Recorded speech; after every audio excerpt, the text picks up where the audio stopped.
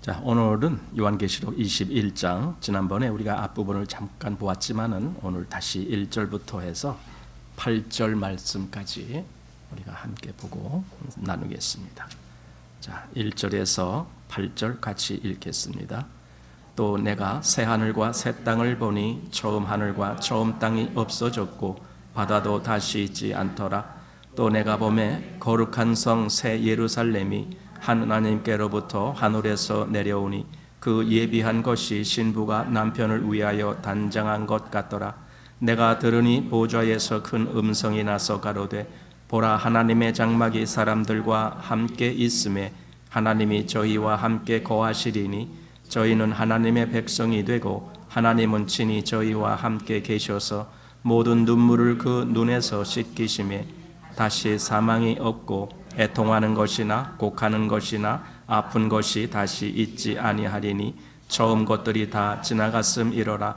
보좌에 앉으시니가 가라사대 보라, 내가 만물을 새롭게 하노라 하시고 또 가라사대 이 말은 신실하고 참되니 기록하라 하시고 또 내게 말씀하시되 이루었도다. 나는 알파와 오메가요 처음과 나중이라. 내가 생명수 샘물로 목마른 자에게 값없이 주리니 이기는 자는 이것들을 유업으로 얻으리라.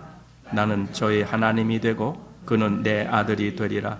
그러나 두려워하는 자들과 믿지 아니하는 자들과 흉악한 자들과 살인자들과 행음자들과 술객들과 우상 숭배한 모든 거짓말하는 자들은 불과 유황으로 타는 못에 참여하리니 이것이 둘째 사망이라. 아멘.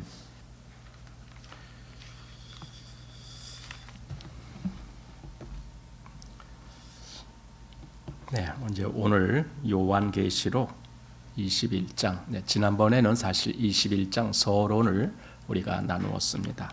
그리고 이제 오늘 한 절 한 절 좀 보려고 합니다. 이 21장은 이제 그 이전까지의 여러 가지 장면을 우리가 보았는데 완전히 새로운 장면이 시작되는 겁니다. 21장에는 완전히 무대가 바뀐 거예요. 새 무대가 된 거예요. 전에는 그냥 뭐 1악장 끝나면 그 다음에 2악장 이렇게 그 자리에서 이렇게 악장만 바꾸어서 했었다면 이제는 그 무대 자체가 완전히 다른 무대로 이렇게 바뀌어졌습니다. 바로 새로운 피조 세계, 즉 새 하늘과 새 땅이 이제 드디어 도래했다라는 말씀을 보게 됩니다. 그래서 여기 처음 1절에서 5절까지 보면은 새로운 피조 세계의 도래가 되었음을 말씀하고 있고 또 6절에서 8절까지는 새로운 피조 세계에 들어와 그 피조 세계를 누리게 될 자가 누구인지 또 반대로 거기에 들어오지 못할 자가 누구인지 이런 말씀들을 해주고 있습니다.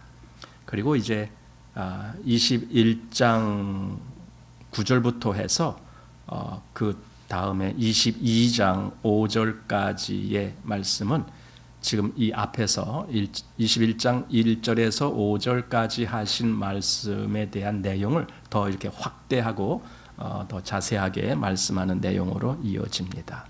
한마디로 이제 새로운 어떤 위치로 지금 바뀐 거예요. 요한계시록이 우리에게 지금 말씀해 주는 내용이 그렇게 됩니다. 자, 그래서 이제 1절에 그 새 하늘과 새 땅 말씀이 있는데 우리 성경도 좀 보겠습니다. 21장 1절에 또 내가 새 하늘과 새 땅을 보니 처음 하늘과 처음 땅이 없어졌고 바다도 다시 있지 않더라. 이렇게 되었습니다. 참 이 말씀 속에 얼마나 많은 의미가 담겨져 있을까. 구약 성경 여러 곳에서 다니엘이나 이사야나 또는 뭐 에스겔이나 이런 여러 곳에서 예언적으로 말씀했던 그 내용이 이제 실현이 된 거예요. 현실이 된 거예요. 아, 정말 새 하늘과 새 땅이 오는구나. 정말 오는구나. 하나님의 이 약속이 정말 실현되는구나. 하나님의 약속은 거짓이 아니구나. 그냥 무익한 그런 말이 아니구나. 헛된 말씀이 아니구나. 그 말씀은 진짜였구나. 이렇게 보게 하는 새 하늘과 새 땅이 이제 오는 겁니다. 이사야서 65장에 보면은 그 예언의 말씀이 있었습니다. 65장 17절에 보라 내가 새 하늘과 새 땅을 창조하나니 이전 것은 기억되거나 마음에 생각나지 아니할 것이라. 예. 이전 것은 끝난 거예요. 지나갔어요. 그리고 새 하늘과 새 땅을 다시 하나님이 우리 중에 이제 우리가 그 안에 들어가게 된 거죠. 그 영역에 들어가게 되는 거죠. 과연 그런 역사가 이렇게 있게 되는 거고, 또 66장 22절 보더라도 나 여호와가 말하노라 나의 지을 새 하늘과 새 땅이 내 앞에 항상 있을 것 같이 너희 자손과 너희 이름이 항상 있으리라 하면서 이스라엘을 두고 한 말인데, 근데 여기 이제 그 전제가 나의 지을 새 하늘과 새 땅이 내 앞에 항상 있을 것 같이, 바로 이 새 하늘과 새 땅은 하나님 앞에 있는 영역이고 그것은 소멸되지 아니하는 영역이기 때문에 항상 있을 새 하늘과 새 땅이다라고 그렇게 말씀했습니다. 자, 그런데 이제 우리가 좀 한번 생각해 봐야 될 그런 어떤 것이 지금 나옵니다. 뭐냐면은 그 새 하늘과 새 땅이라는 것이 무엇냐라는 거예요. 그냥 새 하늘과 새 땅이 오면 그거지 그걸 뭐냐라고 말합니까? 이제 이렇게 할지 모르겠지만 이게 그렇게 단순한 것이 아니더라고요. 이 새 하늘과 새 땅이 어떻게 오느냐? 그러면 우리가 지금까지 이렇게 살아온 이 하늘과 이 땅, 그럼 이건 어떻게 되느냐? 없어지는 건데, 그럼 없어진단 말이 뭐냐? 뭐 이런 여러 가지. 왜냐하면은 그 단어가 이 헬라어 단어의 그 원래의 의미대로 우리가 다시 그 해석을 해본다라면은 거기에는 그렇게 쉬운 해석이 아니다라는 것을 우리가 알게 됩니다. 그래서 지금 현대 신학은 어떤 것을 말하느냐 하면은 완전 소멸설과 그 다음에 갱신설, 이렇게, 그러니까 소멸설 또는 소멸론 그리고 갱신론 이렇게도 말하는데, 이런 두 가지가 지금 대두되고 있습니다. 소멸론 또는 소멸설이라고 하는 그 내용이 뭐냐 하면은 지금의 이 땅과 하늘은 완전히 없어진다, 완전히 사라져 버린다. 그리고 거기에는 또 다른 차원의 세상이 온다. 이제 이렇게 말하는 것이 소멸론입니다. 그리고 이제 우리가 지금까지 알고 있었던 내용도 역시 소멸론입니다. 우리도 그렇게 알고 있었습니다. 그래서 처음 하늘과 처음 땅이 없어졌다라고 말할 때는 그것이 완전히 소멸된 걸로 그렇게 보는 것, 그것이 소멸론입니다. 그러나 이제 갱신론은 좀 다릅니다.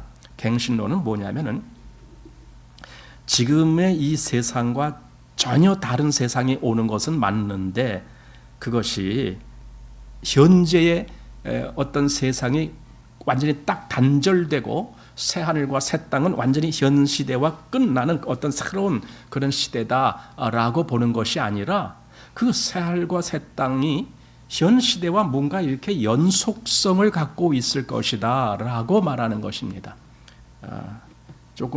이게 조금 복잡해요. 왜냐하면 우리가 여지껏 생각 안 했던 부분이기 때문에. 근데 그렇게 보는 몇 가지 이유들이 있습니다. 그러니까 소멸론 또는 소멸설에 대해서는 우리가 굳이 설명 안 해도 됩니다. 왜냐하면 우리가 여지껏 그렇게 생각해 왔었으니까. 처음 하늘과 처음 땅이 여기 문자 그대로 그것이 없어져 버리고 새 하늘과 새 땅이 온다. 그러니까 완전히 이 차원이 다른 어떤 세계로 우리가 넘어갈 것이다. 이제 이렇게 보는 것이고, 그러나 갱신론이라는 것은 지금 현재 우리가 존재하는 이 환경이 그대로 소멸되는 것이 아니라 여기서 뭔가 완전히 바뀐 어떤 것으로 연결된다라고 하는 이제 그런 말입니다. 그래서 바로 이걸 왜 그렇게 생각하는지에 대해서는 좀 설명이 필요합니다. 왜냐하면 우리가 여지껏 그런 생각을 못 해봤기 때문에.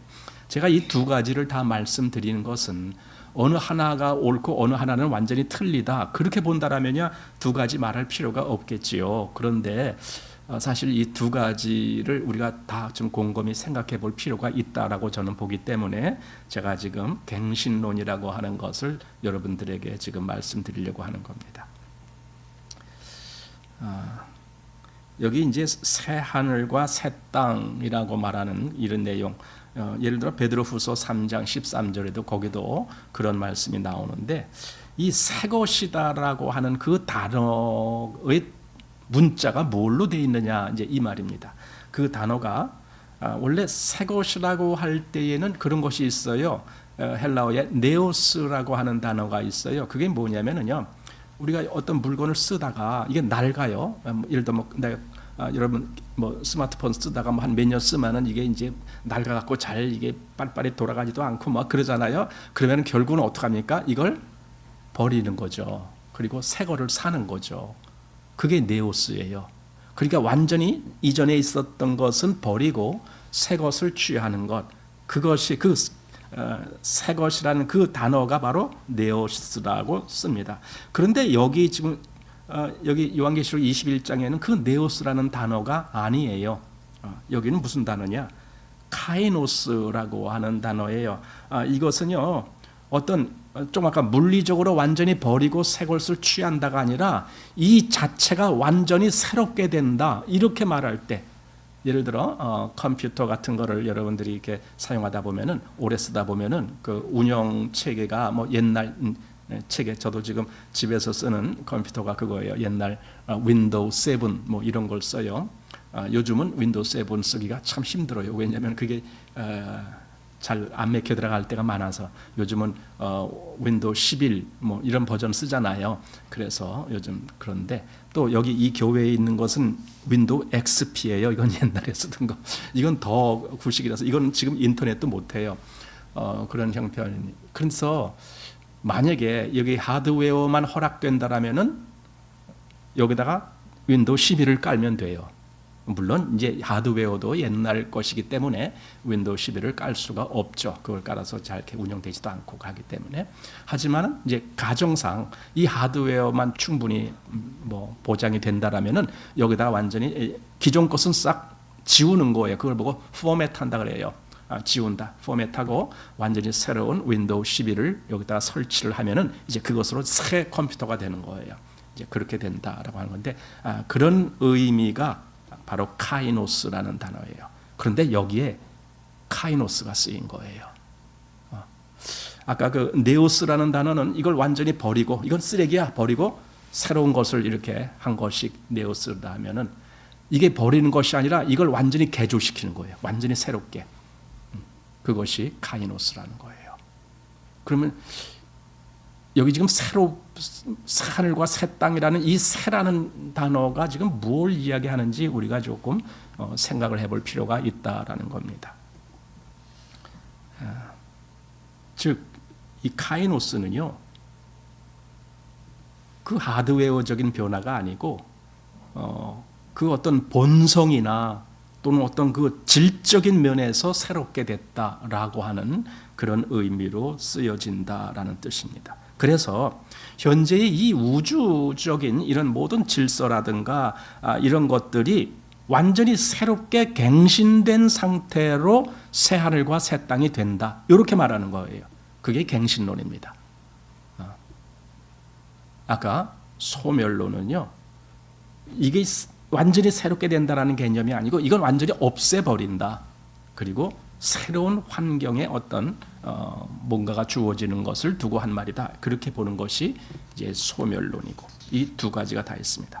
자, 그런데 이 갱신론을 말하는 그 이유를 우리가 조금 살펴봐야 되면, 성경적인 근거를 우리가 좀 살펴봐야 되겠습니다. 먼저 로마서 8장 19절부터 좀 보고 싶습니다. 자, 로마서 8장 19절에 피조물이 고대하는 바는 하나님의 아들들에 나타나는 것이니 피조물이 허무한데 굴복하는 것은 자기 뜻이 아니요 오직 굴복해 하시는 이로 말미암음이라. 그 바라는 것은 피조물도 썩어짐이 종노릇한 데서 해방되어 하나님의 자녀의 영광의 자유에 이르는 것이니라. 피조물이 다 이제까지 함께 탄식하며 함께 고통하는 것을 우리가 아나니 이뿐 아니라 또한 우리 곧 성령의 처음 익은 열매를 받은 우리까지도 속으로 탄식하여 양자될 것 곧 우리 몸의 구속을 기다리느니라. 자, 여기서 이제 우리가 주목할 대목이 바로 피조물들이 지금 뭘 하고 있느냐 이거예요. 자, 피조물들이라는 것이 뭐냐면 지금 현재 이 환경에 존재하고 있는 그 모든 것들, 그런 것들에게 마치 그 어떤 뭔가 그들이 말할 수 있는 것 같은 그런 어떤 것을 이제 추정을 하는 거죠. 가정을 해서 만약에 피조물들이 말을 한다면 아마 그럴 거야. 그들이 탄식하면서 하나님의 아들들이 나타나는 것을 그걸 고대하고 있을 거야. 왜냐면은 피조물들이 억지로 그 어떤 그 사망 가운데 빠져서 거기 종로로 타는 거기서 해방받기를 원하는 그런 마음이 아마 있을 거야. 지금 사도 바울이 그런 식으로 해석을 한 거예요. 자, 한번 여기서 추정해 보는 거예요. 만약에 아까 갱신론이 아니고 소멸론이라 지금 이 현재의 환경이 완전히 없어지는 것이라면, 그럼 현재의 이 모든 피조물들이 다 없어지는 것이라면 그들이 여기서 기대하는 거는 성취될 가능성이 없죠. 완전히 버림받는 거죠. 그런데 여기서는 피조물들이 고대하고 있다 그랬어요. 여기 맨 위에 보십시오. 19절 피조물이 고대하는 바는 하나님의 아들들이 아니 고대하고 뭔가 간절히 기다리고 있다라는 거예요. 그 날이 오면은 뭔가 자기들에게 큰 변화와 어떤 좋은 혜택이 주어질 걸 그걸 알기 때문에 고대한다라는 말이 있는 거고, 여기 21절에도 그 바라는 것은 피조물도 썩어짐의 종로로 탄 데서 해방되는 거예요. 그러면은 이 온 피조물도 더 이상 썩어짐의 종로로 안 하는 그 위치로 가기를 기다리고 있다라는 거예요. 그런데 만약에 그 소멸론에 의하면은 아니 니들이 뭘 기다리긴 니들 다 쓰레기통에 버려질 건데, 아니 이렇게 되면은 이게 기다린단 말이 무색하잖아요. 그렇죠?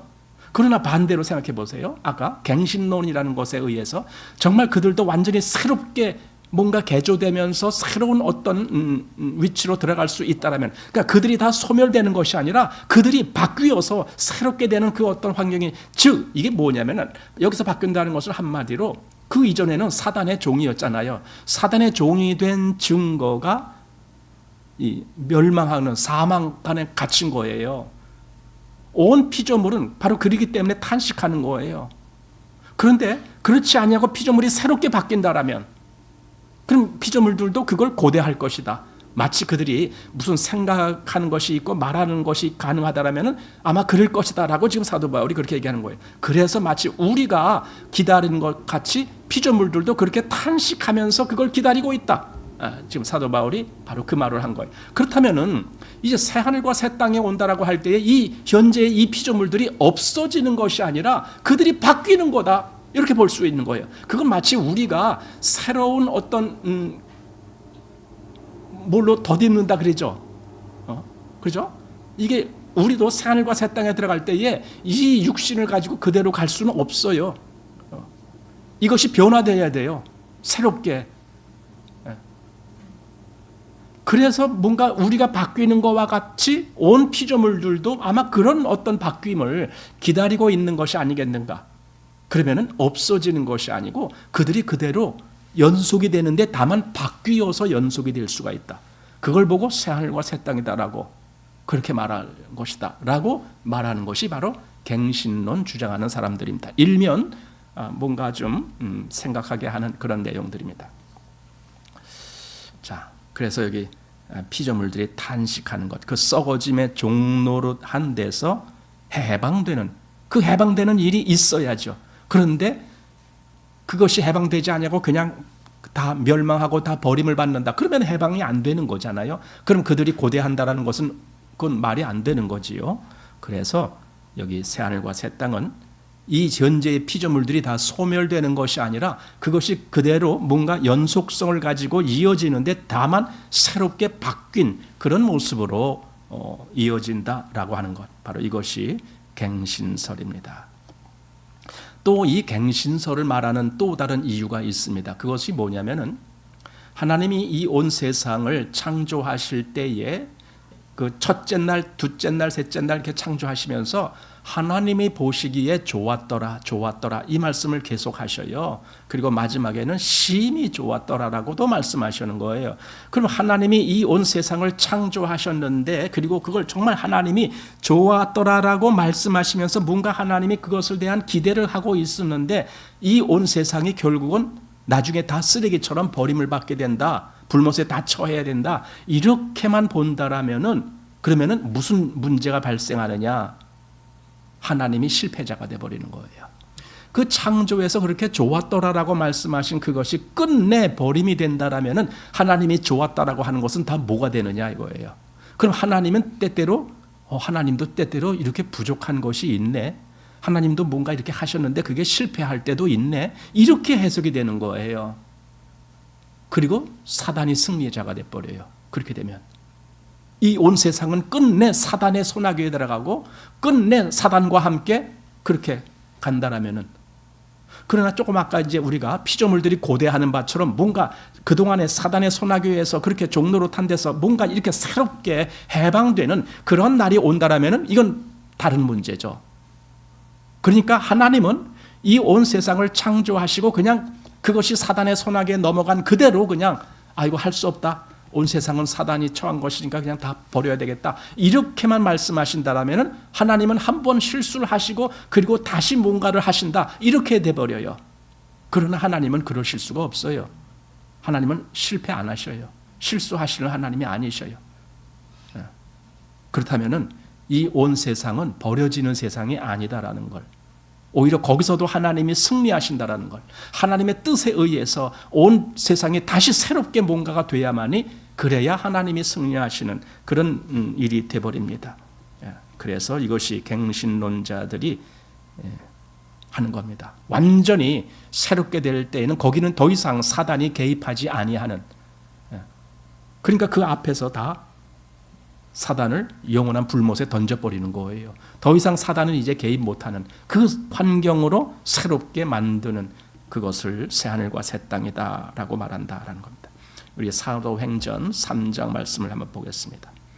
또 주께서 너희를 위하여 예정하신 그리스도 곧 예수를 보내시리니 하나님이 영원 전부터 거룩한 선지자의 입을 의탁하여 말씀하신 바 만유를 회복하실 때까지는 하늘이 마땅히 그를 받아들이라. 이것이 뭐냐면은 예수님이 이제 이 땅에 한번 오셔서 죽으시고 이제 부활하셨잖아요. 그리고 어느 때 다시 오실 것을 기다리고 계신다 그러는 거예요. 기다리고 계시는 거예요. 그래서 이제 어느 날 다시 주님이 다시 오시게 되면은 그때는 무슨 일이 벌어지느냐? 여기 말한 대로 21절에 만유를 회복하시는 그 일이 벌어지는 거예요.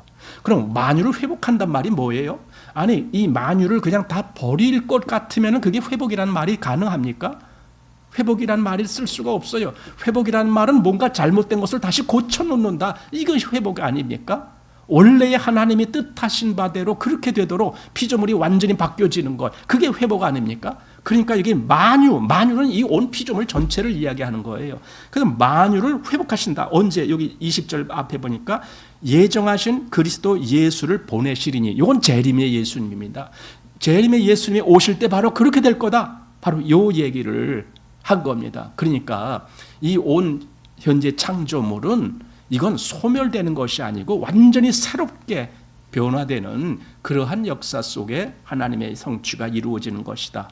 이렇게 보는 것이 갱신론입니다.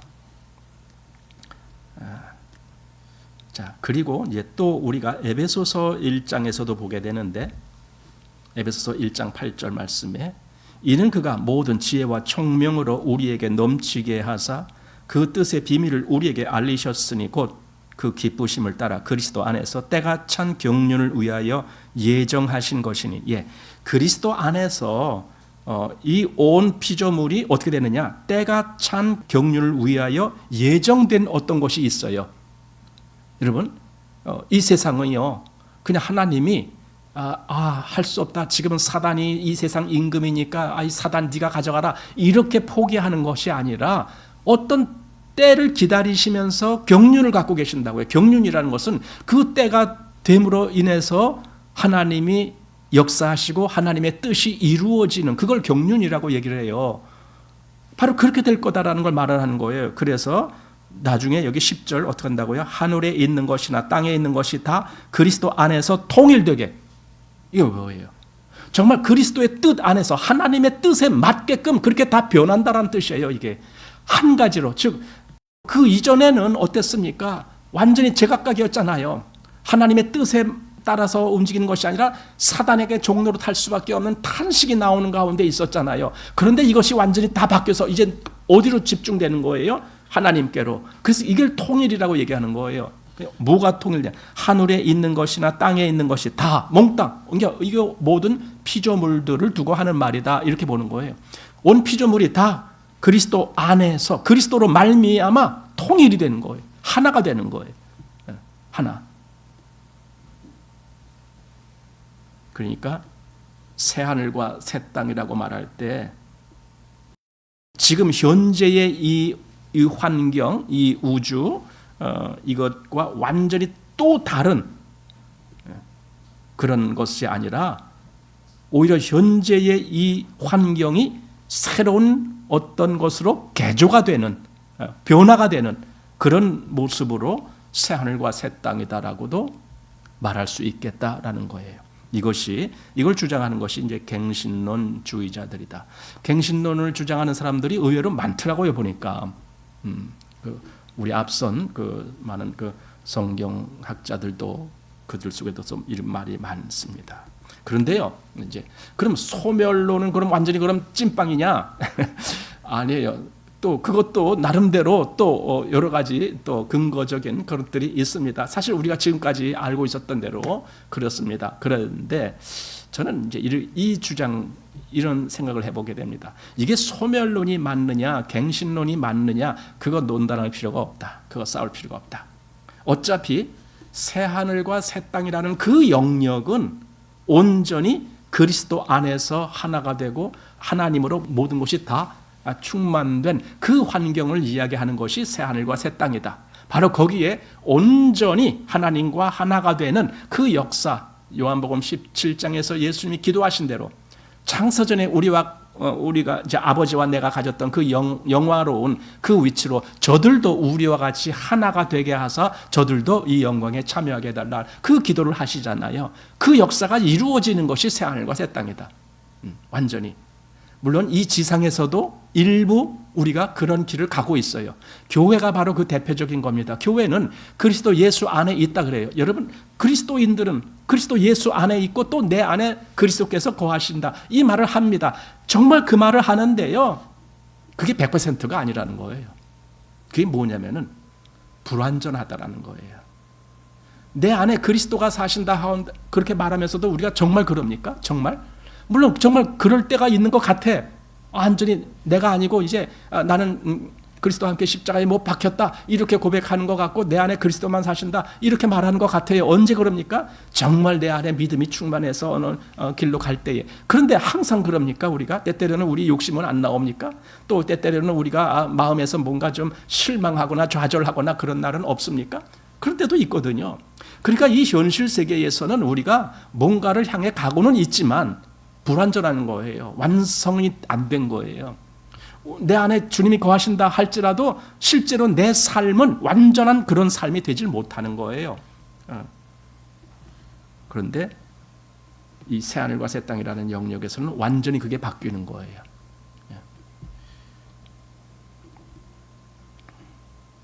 그래서 중요한 것이 바로 그거다. 이 소멸론이냐 갱신론이냐, 바로 이런 논쟁이 아니라 그 새하늘과 새 땅이라는 그 영역은 완전한 하나님의 영역. 그래서 그걸 천국, 또 하나님의 나라, 지난번에도 우리 말씀드렸지만은 나라라는 것은 영토가 있고 국민이 있어야 되면 더군다나 거기에 통치권이 있어야 된다. 이 3위가 반드시, 이 세 가지가 반드시 있어야 돼요. 영토가 있고 거기에 국민이 있고 그리고 통치권, 통치자, 이것이 있을 때 바로 그것이 완전히 갖추어지는 것이 새하늘과 새 땅이다. 이 땅에서는요, 이 통치권이 이게 막 흔들렸잖아요. 왜냐하면 사단의 지배를 당하니까. 그래서 사망 안에도 갇혀 있으니까 우리가. 사실은 지금 우리의 영은 거듭나서 새 생명을 소유했다 할지라도 아직 우리 육신은 사망 안에 있잖아요. 로마서 8장에 그 말씀을 하고 있잖아요. 이 육신은 아직도 사망에 허덕이고 있고, 그래서 우리가 때때로는 질병 걸리고 때때로는 그래서 아프고 그리고 결국은 또 죽기도 하고 이렇게 하는 거예요. 이 육신은 아직 그러고 있어요. 이것이 완전히 바뀌는 거예요. 더 이상 죽음이 없는 그 위치로 바뀌어지는 거예요. 이게 새하늘과 새 땅이에요. 하나님은 그 일을 하시는 거예요. 더 이상 사단이 우리를 통치하는 것이 아니라 하나님께서 우리를 통치하시는 그 완전한 세상, 그걸 새하늘과 새 땅이다라고 말했다라는 겁니다. 이 새하늘과 새 땅에는요, 모든 사람이 다 들어가는 것이 아니에요. 우리 여기 20장 15절 우리 지난번에 앞에서 본 대목인데 여기 보니까 누구든지 생명책에 기록되지 못한 자는 불못에 던지우더라. 즉 생명책에 기록되지 못한 자는 그 새하늘과 새 땅에 못 온다. 이미 그 앞에 불못에다 던지운다. 이렇게 지금 말씀하고 있어요.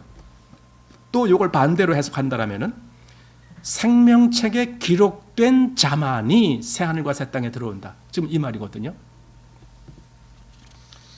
하나님의 그 새로운 세계, 그것을 우리가 여기 생명책에 기록된 자만 가능하다라는 그런 말씀으로 봅니다. 과거에 구약에 보면은 노아 시대 때 그 방주를 탄 사람은 노아의 8식구예요. 물론 다른 많은 짐승들도 있었지만은 사람은 노아의 8식구, 그 외에는 다 멸망을 당했습니다. 구별됩니다. 아마 새하늘과 새 땅에 누가 들어가냐도 구별됩니다. 이렇게 그 생명책에 이름이 기록된 사람만 들어갑니다. 그리고 이것은 노아의 시대 또는 또 성경에서 말할 때 마지막에는 노아의 시대와 같다라고 하고 또 무슨 시대 같다라고 해요? 롯의 시대. 그 롯의 시대에는 뭐냐? 소돔과 고모라가 멸망당할 때 그때 거기서 건진받은 자가 누구냐? 롯과 2딸밖에는 없는 거예요. 그러니까 그 많은 사람들이 멸망당할 때 롯과 2딸 겨우, 물론 그 롯의 아내도 일단은 탈출했지만 중간에 그는 실패를 했죠. 그래서 롯과 2딸밖에는 없고 또 노아 시대 때 그 많은 사람들이 멸망당할 때 노아의 8식구 외에는 없는 거예요. 마찬가지로 우리는 이런 생각을 할 수 있어요. 과연 새하늘과 새 땅에는 누구가 들어갈 수 있느냐? 그 생명책에 이름이 기록된 자가 들어가는데 그 숫자는 매우 적을 것이다. 왜냐하면 노아의 때도 그랬고 롯의 때도 그랬으니까. 정말 적은 수. 이건 진짜 믿음을 소유하지 아니하면은 거기에 들어가지 못한다. 오늘날 교회에 다닌다라고 그 사람들이 다 거기 들어가는 거 아니다라는 걸 우리가 알아야 돼요.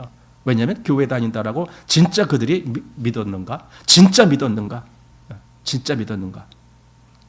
만약에 이 새하늘과 새 땅이 내게 온다라는 걸 진짜 믿었으면은요, 날마다 그걸 기다리면서 살 거예요. 그 기다림이라는 것은요, 내가 이 현 시대에 이 현재 세상에서의 그것을 만족으로 삼지 않는다라는 거예요. 이것은 다 낡은 옷과 같이 다 버려질 거라는 거. 그렇게 여길 것이고 그 오직 새하늘과 새 땅을 기대하면서 거기서 내가 내 어떤 영역을 누릴 것을 그걸 생각하게 된다 그 말입니다. 자, 그래서 우리 베드로후서 3장 말씀 봅니다. 12절에 하나님의 날이 임하기를 바라고 간절히 사모하라. 이거 지금 뭘 사모하라는 거예요? 현 시대가 아닙니다. 이 현 생활이 아닙니다. 저 앞으로 우리에게 올 하나님의 날, 바로 그날에 새하늘과 새 땅이 올 거다. 그걸 사모하라. 그날에 하늘이 불에 타서 풀어지고 체질이 뜨거운 물에 녹아지려니와, 그러니까 현재 우리가 영위하고 있는 이 모든 영역, 그거야말로 완전히 없어진다. 왜? 새롭게 되면 이 기존에 있었던 건 다 없어지는 거예요. 자, 우리는 그의 약속대로 의에 거하는 바 새하늘과 새 땅을 바라보도다. 예, 이것이 새로운 세계, 즉 새하늘과 새 땅에 대한 내용입니다. 그리고 이제 우리가 볼 지금 21장에 거기에 또 뭐가 나오느냐? 새 예루살렘이라는 것이 나옵니다. 그리고 특별히 그 새 예루살렘은 마치 신부가 남편을 위하여 단장한 것 같다라는 그런 표현을 하고 있습니다. 왜 그런 표현을 했을까? 그러니까 이 새 예루살렘이라는 것은 도시가 아니에요. 지금 현재 이 지상에 있는 예루살렘은 한 도시를 얘기하는 거고, 물론 그 도시도 일반 도시와는 다릅니다. 왜냐하면 거기에 과거에 하나님이 약속한 성전이 바로 거기에 중심이 된 곳이기 때문에 하나님 중심인 그 어떤 것을 이 지상에서 보여주신 것인데, 이 지상에 있는 것은 완전하지 않아요. 그건 불완전해요. 상징적이고 예표적인 의미를 지닌 것뿐이에요. 그러나 이제 장차 올 새 예루살렘은 그건 완전한 어떤 것을 얘기하는데, 그건 단지 이런 도시가 아니라 나는 이렇게 보는 거예요. 그게 바로 교회다. 그리고 그게 이 새하늘과 새 땅에 들어갈 성도들이다. 바로 그 생명책에 이름이 기록된 그들이 바로 그 새 예루살렘을 이루는 것이다라는 생각을 합니다. 다시 말해서 이런 어떤 물질계에 머무르는 그런 도시가 아니고 이건 하나님과 유기적인 관계를 맺고 있는 그러한, 그러니까 아니 보세요. 이제 그리스도가 어린 양이고 그가 말하자면 여기서 신랑이다라는 개념이잖아요. 그런데 아니 예수님이 어떤 도시와 결혼을 한다. 그게 말이 됩니까? 예루살렘이 마치 신부가 신랑을 위하여 단장한 것 같다라고 아무리 했는데, 아니 그 예루살렘이 도시라면 그 단장을 해서 뭐 예수님이 그런 걸 기뻐하시겠느냐고요. 진짜 예수님이 기뻐하시는 것은요 성도들이에요. 그 성도들을 위해서 내가 내 목숨을 버렸다, 지금 그러시는 거 아닙니까? 그 성도들을 구원하기 위해서. 그러니까 예수님이 기뻐하실 대상은 성도들이지 도시가 아니란 말이에요. 그래서 여기 예루살렘이라는 표현은 이건 상징적인 표현이고 실제로는 그게 바로 성도들이요, 그리고 현재 우리가 말하는 교회다라는 말을 하게 되는 겁니다. 자, 그 다음에 또 무슨 내용이 나왔느냐? 바다도 다시 있지 않더라 그랬거든요. 바다가 다시 있지 않더라. 그럼 새하늘과 새 땅에는 완전히 바다가 없네. 물이 없어지네. 이렇게 보는 거예요. 아니에요. 그렇게 보지 마십시오. 여기 바다라는 것이 상징적인 의미가 있습니다. 아까 새 하늘과 새 땅이 올 때 처음 하늘과 처음 땅, 그것은 마치 그 처음 그 어떤 그 사단에 주관하는 그 영역, 바로 그 전체를 하나님이 없애버리시고 새롭게 개조한다라는 그런 의미로 보았다라면은, 바다라는 개념은 무엇을 보게 되느냐? 우리 계시록 13장에 보면은 1절에 내가 보니 바다에서 한 짐승이 나오는데 뿔이 10이요 머리가 7이라. 그 뿔에는 10면류관이 있고 그 머리들에는 참남한 이름들이 있더라 할 때 여기 한 짐승이 나온다. 그리고 이 짐승은 사단의 앞잡이 노릇을 하는 짐승이거든요. 한마디로 사단의 세력이란 뜻입니다. 그런데 그가 어디서 나왔느냐? 바다에서 나왔다. 아니 그럼 바다가, 그럼 그 짐승이 저 바다 태평양 한 곳에서 물에서 쉐익 하고 물보라를 일으키면서 그리고 솟아났다는 말인가? 지금 그 얘기가 아니란 말이에요.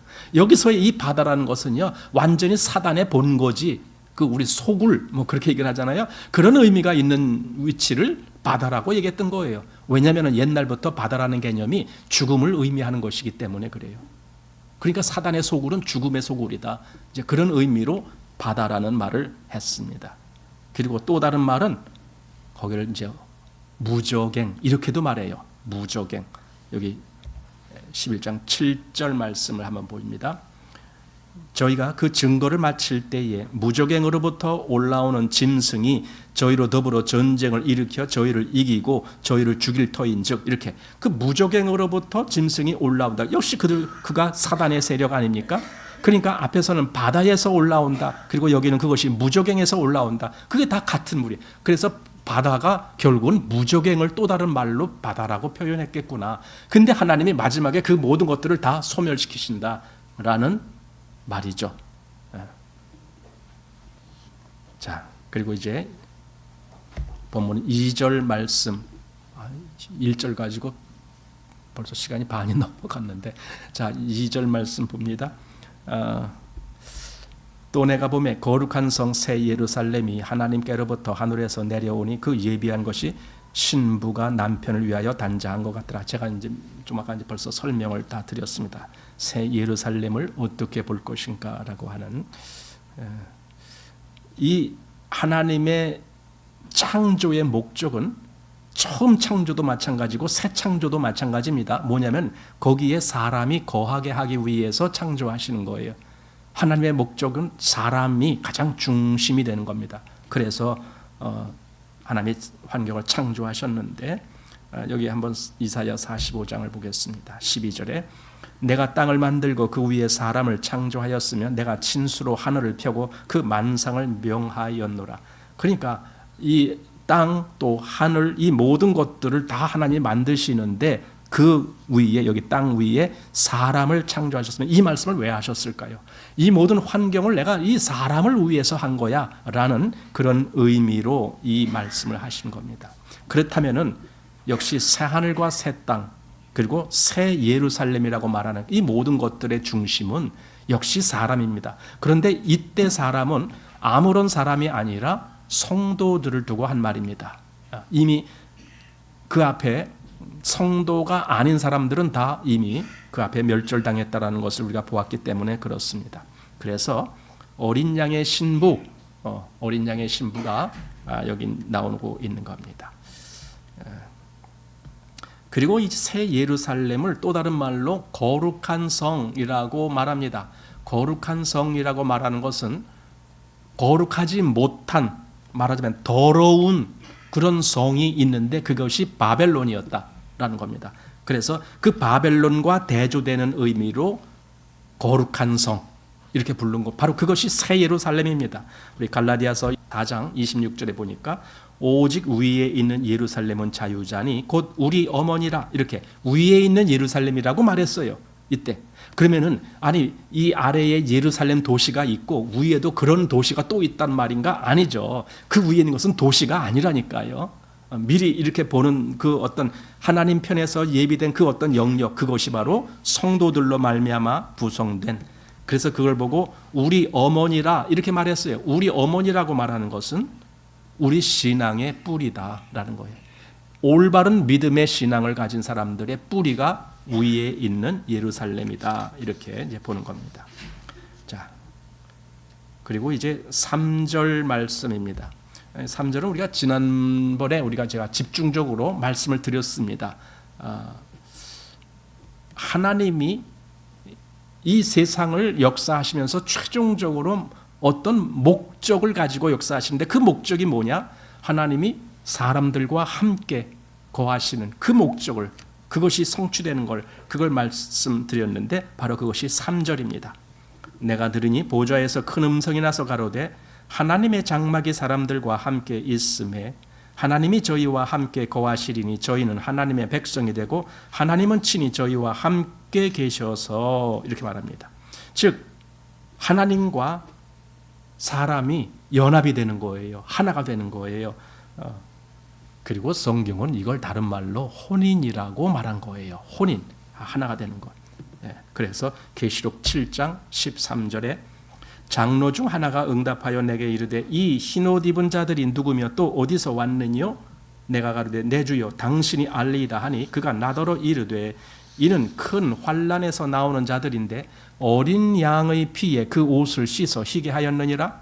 그러므로 그들이 하나님의 보좌 앞에 있고 또 그의 성전에서 밤낮 하나님을 섬김에 보좌에 앉으시니가 그들 위에 장막을 치시니, 이렇게 사실 계시록 7장에서는 이건 앞에서 미리 본 거예요. 사도 요한이 미리 본 건데 거기 그 보좌 앞에 이렇게 그 많은 무리들이 있는데 흰옷을 입고 있는데 그들이 과연 뭐하냐? 여기 보좌에 앉으신 이가 그들 위에 장막을 친다, 이렇게 말씀했어요. 그럼 이 말이 뭐예요? 그들과 하나가 된다, 지금 그 말입니다. 그리고 그것이 여기 요한계시록 21장에 보면서 이렇게 되는 거구나 하고 실제 그렇게 되는 것을 보게 되는 겁니다.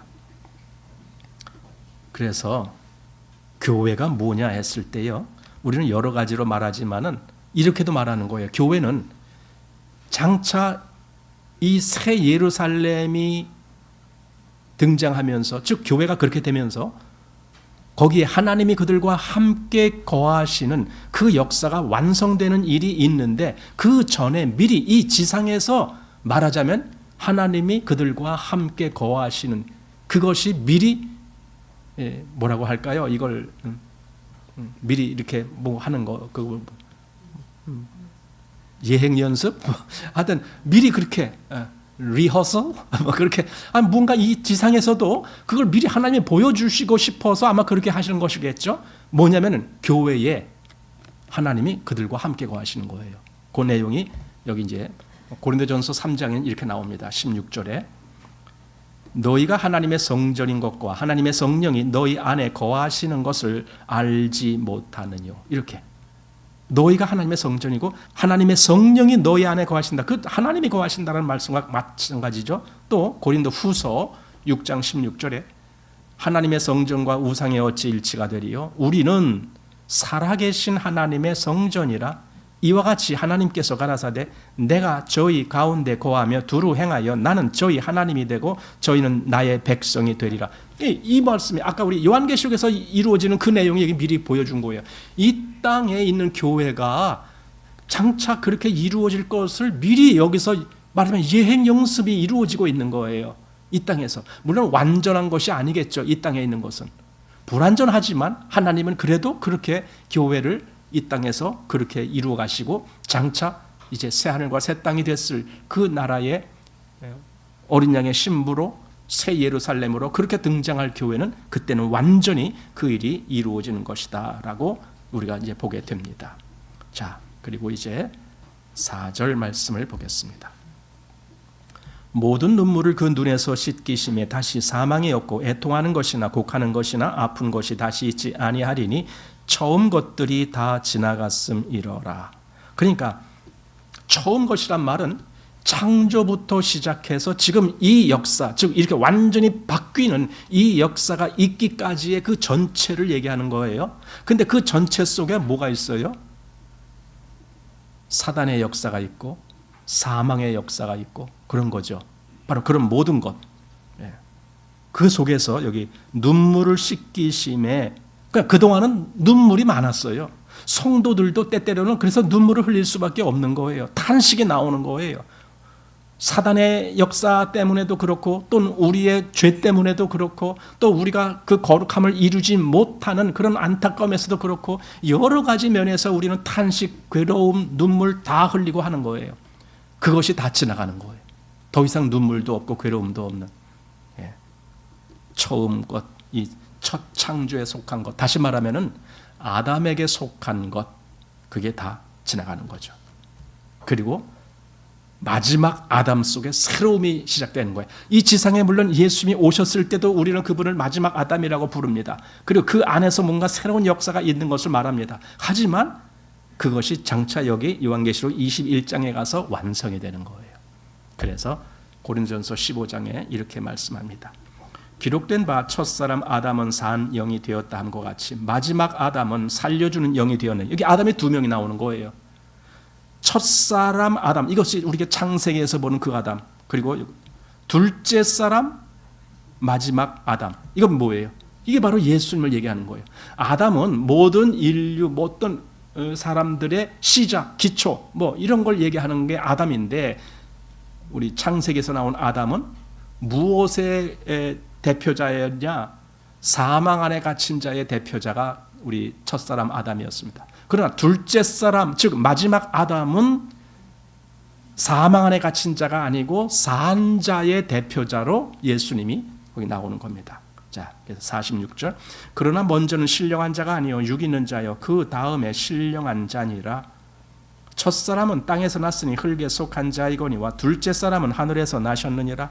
무릇 흙에 속한 자는 저 흙에 속한 자들과 같고 무릇 하늘에 속한 자는 저 하늘에 속한 자들과 같으니 우리가 흙에 속한 자의 형상을 입은 것 같이 또한 하늘에 속한 자의 형상을 입으리로다.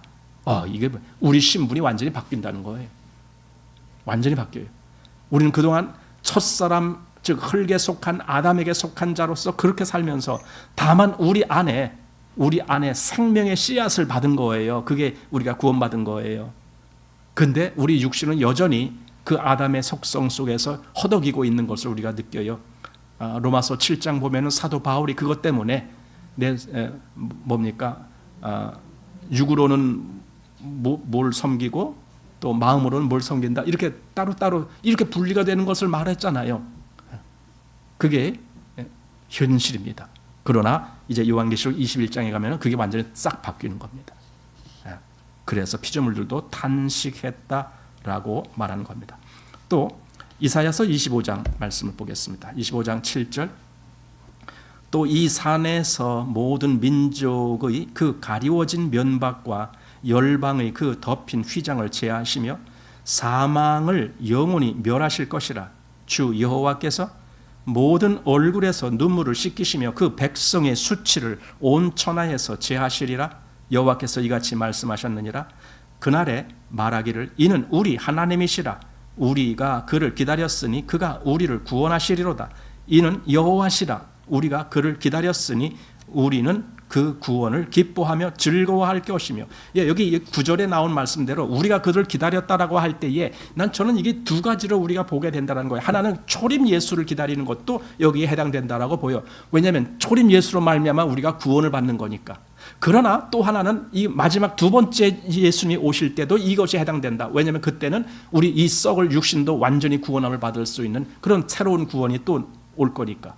그래서 그날을 우리가 기다리고 있어요. 온전히 아마 그때는 이 구원의 역사가 완전히 이루어질 것이다. 디모데후서 1장 말씀 봅니다. 이제는 우리 구주 그리스도 예수의 나타나심으로 말미암아 나타났으니 저는 사망을 패하시고 복음으로써 생명과 썩지 아니할 것을 드러내신지라.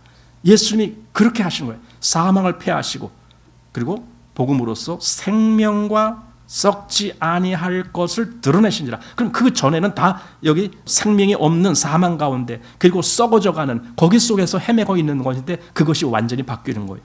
또 고린도전서 15장 54절 이 썩을 것이 썩지 아니함을 입고 이 죽을 것이 죽지 아니함을 입을 때에는 바로 이게 언제 일어나는 거예요? 여기 계시록 21장에서 일어나는 거예요. 현재는 우리 육신은 그냥 썩어져 가고 있잖아요. 그래서 아프잖아요. 아프잖아요. 막 사방에서 썩어져 가고 있어요. 그걸 느껴요. 우리 썩지 아니하려고 애써서 발버둥질 치고 있는 거예요. 우리는 이 육신 썩지 않게 하려고. 좀 무서운 말 같지만은요, 그게 현실이에요. 썩어져 가고 있어요, 이 육신이. 세포의 기능이 그 생명력이 점점 쇠퇴하고 있잖아요. 모든 이 피부 세포들이 생생하게 있는 것이 아니라 이게 쇠퇴하고 있으니까 결국 그래서 나이 들면은요 몸에서 냄새가 난다 그러잖아요. 노인 냄새, 할아비 냄새가 난다 그러잖아요. 왜 그래요? 이 세포들이 썩어져 가기 때문에. 저 시장에서 배추 한 포기 사다가 집에 갖다 놔보세요. 처음에는 정말 아주 그 풋풋한 싱싱한 냄새가 나요. 한 일주일 동안만 놔둬보세요. 그리고 냄새 맡아보세요. 뭔가 퀴릿퀴릿한 냄새가 나요. 이게 뭐 썩어져 가고 있는 거예요. 냄새가 그걸 증명하는 거예요. 우리가 그렇잖아요. 그런데 이 썩을 육신이 완전히 썩지 아니할 것으로 바뀌어요. 우리는 그걸 기다리고 있어요. 이 썩을 것이 썩지 아니함을 입고 이 죽을 것이 죽지 아니함을 입을 때에는 사망이 이김의 삼킨 바 되리라고 기록된 말씀이 응하리라. 그러니까 더 이상 사망을 활개치지 못하는 거예요. 그게 일어난다 이겁니다. 바로 이거에 만물을 새롭게 하는 역사가 일어난다. 만물을 새롭게 한다고요. 그러니까 만물을 없애버리고 새 만물을 내가 만든다 이렇게 한 것이 아니라 만물을 새롭게 한다. 그래서 아까 앞에서 새하늘과 새 땅이 뭐냐? 그게 완전히 멸절설이 아니고 갱신설로도 우리가 생각할 수 있다라는 겁니다. 그래서 여기 5절 본문 5절 보좌에 앉으시니가 가라사대 보라 내가 만물을 새롭게 하노라 그랬잖아요. 새롭게 한다라는 거예요. 이 썩을 것을 썩지 아니할 것으로. 여러분 하나님이 우리를 새 예루살렘으로 그리고 우리를 새 하늘과 새 땅에 거하게 하실 때에 원래의 나는 싹 없애버리고 그리고 새로운 나를 창조하십니까? 그러면 나는 어딜 갔어? 내가 옛날 나는 그럼 없어지고 새 내가 오는 건가? 그럼 그게 뭐야 그게? 연결이 안 되잖아요. 연결이 끊어지잖아요. 과거의 나를 그대로 뭔가 이렇게 새롭게 만들어줘야 그래야 연결이 되잖아요. 어떻게 생각하세요? 사람들이 죽음을 두려워하는 이유가 뭐예요? 자기가 끝나는 거예요. 나라고 하는 존재, 나라고 하는 인격, 나라고 하는 그 모든 영역이 끝나는 거예요. 그게 싫어서, 그게 정말 아쉬워서, 그게 너무 슬퍼서 그래서 죽음을 싫어하고 죽지 아니하려고 하는 거 아닙니까? 만약에 그리스도인이라고 하면서 과거에 내가 완전히 끝나고 그리고 새하늘에서는 하나님이 나를 또다시 새롭게 다시 창조했어. 만약에 그렇게 된다면 과거에 나는 끝난 거예요. 그럼 그게 뭐냐고요? 그게 아니라 과거에 이 죽을 수밖에 없는 나를 그를 영원한 생명 속으로 새롭게 끌고 가시는 것. 이게 정말 하나님의 역사고 그것 때문에 우리가 기뻐하는 거 아닙니까? 그리고 아까 말했듯이 모든 피조물들도 그것 때문에 탄식하고 주께서 오실 날을 고대하고 있다. 그러는 거 아닙니까? 예.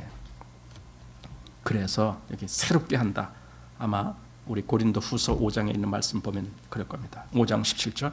그런즉 누구든지 그리스도 안에 있으면 새로운 피조물이라. 이 새로운 피조물이 이렇게 돼야 그래야 그것이 새로운 영역으로 새 예루살렘으로 이루어지는 것이지 새로운 피조물이 아니라면 안 되잖아요. 그래서 이전 것은 지나갔으니 보라 새 것이 되었도다. 이 땅에서도 이미 우리는 이 경험을 하고 나가는 거예요. 불완전하지만 이 육신 때문에 불완전한 가운데 있지만 우리는 새로운 피조물로 그날을 고대하고 있는 거예요. 자, 또 6절 말씀도 봅니다. 또 내게 말씀하시되 이루었도다. 나는 알파와 오메가요 처음과 나중이라. 내가 생명수 샘물로 목마른 자에게 값없이 주리니. 여기 이루었다. 이루었다. 하나님의 모든 역사가 완성됐다. 그 모든 하나님의 말씀이 다 실현됐다. 지금 그 말이에요. 이루었다라는 말은. 우리는 요한복음에서도 이루었다라는 말을 보잖아요. 요한복음 19장에 보면은 예수님이 십자가에서 이루었다. 그 이루었다는요, 구원을 이루었다라는 뜻이에요. 구원 사역을 십자가로 말미암아 다 이루었다. 여기서의 이루었다라는 것은요, 하나님의 전체 역사가 이루어졌다 그 뜻이에요. 창세기부터 요한계시록의 전체 역사가 완성됐다. 지금 그 뜻이에요. 이루었다. 그게 무슨 말이야? 그래서 하나님을 알파와 오메가가 되신다. 이렇게 말하는 겁니다. 그래서 여기 이때 생명수 샘물을 목마른 자에게 값없이 주신다는 거예요. 생명수 샘물이라는 게 그걸 생명이잖아요. 샘물이라는 것은 결국은 근원을 얘기하는 거잖아요. 그러니까 생명의 그 근원을 나에게도 주신다. 내가 더 이상 사망에게 허덕이지 아니하도록 그렇게 하나님이 역사하신다. 그것이 이제 우리 이사야서 55장에서 그 말씀을 보게 돼요. 55장 1절. 너희 목마른 자들아 물러 나오라. 돈 없는 자도 오라. 너희는 와서 사 먹되 돈 없이 값없이 와서 포도주와 젖을 사라. 내가 주겠다. 값없이 주겠다. 또 요한복음 7장 37절. 명절 끝날 곧 큰 날에 예수께서 서서 외쳐 가라사대 누구든지 목마르거든 내게로 와서 마시라. 주신다는 거예요. 그렇게 주신다. 그럼 누구한테 주시냐? 목마르거든 그랬잖아요. 목마르거든. 오늘 아까 계시록 21장 6절에도 생명수 샘물을 목마른 자에게 값없이 주리니 이렇게 했습니다. 목말라 한다. 단지 조건이 그겁니다. 너 목말라 하고 있느냐? 예, 정말 하나님 안에서 자기가 이렇게 그 사망에 허덕이고 있다라고 하는 현실을 깨달은 사람이라면 그 생명수를 목말라 할 겁니다. 여러분, 우리가 구원받았다라고 해서 그것이 목마르지 않습니까? 목말라요. 왜냐하면 육신이 남아있잖아요. 아직 이 육신은 사망 안에 허덕이고 있잖아요. 그래서 병 걸리잖아요. 그래서 아프잖아요. 그리고 또한 그 죄성이 육으로부터 말미암아서 이루어지잖아요. 육의 욕구를 이루어야 하는 그런 마음이 생기잖아요. 그러니까 우리는 탄식하는 거예요. 새로운 처소로 덧입기를 탄식하는 거예요. 그래서 목마른 거예요. 근데 하나님은 목마른 자에게 주시겠다라고 하시는 거예요. 누가 하나님이 주시는 이 선물을 누가 받느냐 했을 때 성경은 이기는 자가 받는다. 그게 7절입니다. 자, 이기는 자는 이것을 유업으로 얻으리라. 나는 저희 하나님이 되고 그는 내 아들이 되리라. 이기는 자가 그걸 얻는다. 이기는 자가 하나님의 아들이기 때문에 그래요. 우리는 그냥 구원받은 자가 받아요. 이렇게 쉽게 말해요. 구원받은 자가. 근데 구원받은 자라는 것은 너무나 이 범위가 넓어요. 그 해석하기에. 그걸 여러 가지로 다시 잘게 우리가 해석할 수가 있어요. 그 중에 하나가 바로 이기는 자. 구원받은 자는 이기는 자를 말하는 거예요. 이기는 자는 뭐예요? 믿음 안에서 떨어지지 아니하는 자예요. 믿음으로 사단을 이기는 자예요. 믿음으로 모든 사단의 세력을 극복하는 자예요. 더 이상 사단에게 종노를 안 하는 자예요. 그 안에 가진 하나님의 말씀과 예수의 증거로 말미암아 자기 목숨까지도 얼마든지 포기할 수 있는 그런 사람들이에요. 그게 이기는 자예요. 그들에게 이 생명수 샘물을 주시겠다. 그래서 영생은 값 없이 주시는 것이지만 그 영생을 받은 자는 그냥 가만히 있는 자가 아니라 이기는 자가 되는 거예요. 자, 그리고 이제 8절. 그러나 두려워하는 자들과 믿지 아니하는 자들과 흉악한 자들과 살인자들과 행음자들과 술객들과 우상 숭배자들과 모든 거짓말하는 자들은 불과 유황으로 타는 못에 참여하리니 이것이 둘째 사망이라. 예, 둘째 사망이 나왔습니다. 예, 이기는 자에 대해서 이제 또 나왔습니다. 이기는 자가 또 나온 게 아니라 이기는 자와 비교되는 말씀이 나왔습니다. 예, 여기 그러나 이게 이기지 못하고 실패한다. 근데 그들을 뭐라고 얘기하느냐? 두려워하는 것. 그게 실패자고 또 믿지 아니하는 것, 흉악한 해석한 자들, 또 살인자들, 행음자들, 이게 이기지 못한 자들이에요. 이게 다 실패자들이에요. 그들은 불과 유황으로 타는 못에 참여한다. 여기서 둘째 사망이 나왔습니다. 첫째 사망은 뭔가 오늘 정확하게 알아야 되겠습니다. 첫째 사망은 원래 사망이라는 것은 하나님으로부터 떨어지는 걸 사망이라고 말해요. 그럼 첫째 사망은 뭐냐?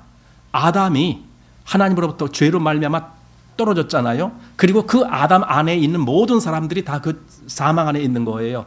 그게 첫째 사망입니다. 근데 둘째 사망은 뭐냐? 역시 하나님으로부터 떨어지는 것인데 영영한 불못에 들어가는 거예요. 그러면 이게 뭐가 다른 거냐? 첫째 사망에 있을 때에는 다시 구원받을 기회가 주어져요. 이게 첫째 사망입니다. 그러나 둘째 사망은 전혀 기회가 주어지지 않아요. 그래서 영영한 사망이라고 했어요. 그걸 둘째 사망은. 그러나 생명책에 이름이 있는 사람들은 그 둘째 사망의 해를 받지 아니한다라고 했던 거예요. 그래서 그들은 새 예루살렘으로 들어가는 거예요. 그렇지 못한 자들, 즉 이기지 못한 자들은 영원한 불못에 들어간다. 이게 둘째 사망입니다. 또 여기 두려워하는 자들이란 말이 나왔는데 두려워하는 자들이 뭡니까? 과거에 이런 것을 가지고 막 어거지로 해석한 사람들이 있습니다. 그래서 하나님을 두려워하면 안 돼, 하나님을 무서워하면 안 돼, 막 이러면서 하나님을 무서워하는 것은 사랑 안에서 온전히 이루지 못했기 때문에 그래. 이렇게 하면서 요한 1서를 마음대로 해석했습니다. 참 자기 마음에 맞는 대로 해석한다는 것이 참 아주 위험한 행위거든요. 그렇게 해석하면 안 돼요. 성경은. 그러니까 자기 신앙 노선에 맞게 성경을 그렇게 개조해서 해석을 해요. 그러면 안 되는 거예요. 여기 두려워한다라는 개념은 오히려 반대로 성경은요, 올바른 사람들이 하나님을 두려워한다는 말을 해요. 하나님을 경외한다는 말을 하는 거죠. 경외가 뭡니까? 두려워해서 그를 섬긴다. 그게 경외예요. 두려워하면서 섬긴다. 그런데 그 말을 완전히 뒤바꾸려고 그래요. 그리고 로마서 1장에 보면은 하나님의 진노가 누구한테 내려지느냐? 하나님을 두려워하지 아니하는 자들에게 진노하신다라고 되어 있어요. 그러니까 정말 하나님은 우리가 두려워할 자이신 거예요. 그럼에도 불구하고 우리가 그 앞에 나아갈 수 있는 길을 그리스도로 말미암아 얻게 된 거예요. 그래서 여기 두려워하는 자들을 여기 했는데 이것은 뭐냐? 뭔가 자기 목숨이 아까운 거예요. 그게 두려운 거예요. 사단이 자기를 협박하고 위협할 때에 그 모든 것을 포기하고 그리스도에게 나아갈 수 있는 그런 믿음이 없어서 결국은 그 두려움 속에서 사단에게 복종하는 사람들, 그게 두려워하는 거잖아요. 사단이 나한테 가해주는 그 모든 핍박, 그게 두려운 거잖아요.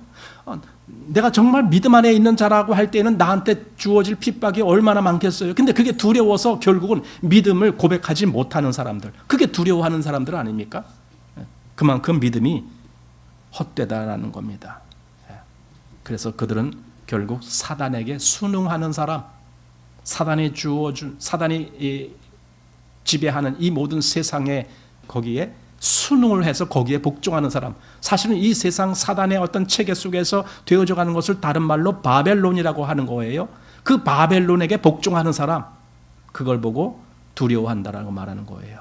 하나님 따르는 길을 고백하지 못하고 사단에게 끌려가는 사람, 그게 두려워하는 사람이에요. 그들에게 여기 그게 첫째로 나서 두려워하는 자들과 그리고 믿지 아니하는 자들과 흉악한 자들과 살인자들과 행음자들과 술객들과 우상 숭배하는 자들과 모든 거짓말하는 자들은 불과 유황으로 타는 못에 참여하리니, 이게 둘째 사망이다. 여러분, 그러나 그리스도인들은 그 생명책에 이름이 기록된 그리고 어린 양의 신부로 그렇게 예비된 성도들은 이 둘째 사망의 해를 받지 않습니다. 이게 얼마나 영광스러운 겁니까? 우리 믿음은요, 얼마나 큰 보상이 주어지는 겁니까? 세상에서는요, 이렇게 뭔가 조금 내가 투자를 해서 그것이 뭐 몇 배로 한다 그러면 굉장히 기뻐서 투자하고 막 그러잖아요. 여러분, 우리 그리스도인들이 얻는 것은요, 이건 몇 배가 아니에요. 이건 배로 계산할 수가 없는 엄청난 것을 우리가 누리게 되는 겁니다. 그게 새하늘과 새 땅입니다. 성도들은 바로 이러한 기대가 있고 그걸 갈망하고 있는 것이 성도들입니다. 자, 오늘 여기까지 마칩니다.